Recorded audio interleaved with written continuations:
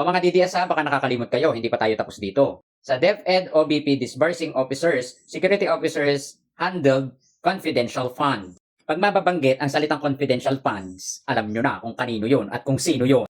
Hanggang ngayon ay wala pang linaw pagdating dyan sa confidential fund, na hanggang ngayon ay hindi pa rin masagot. Alam naman siguro ng lahat yan na itong si Inday Lustay ay nahaharap sa mga akusasyon na maling paggamit ng confidential fund.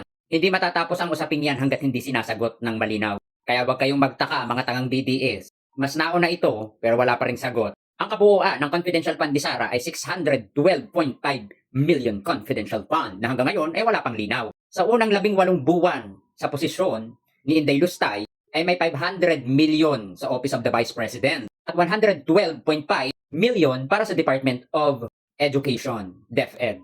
500 million for the Office of the Vice President include 125 million na nilustay sa loob lang ng 11 araw.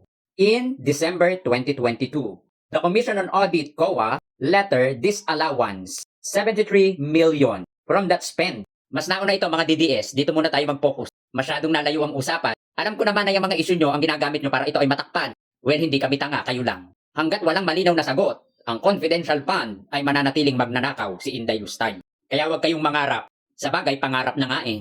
Mangarap kayo ng gising. Nyaw!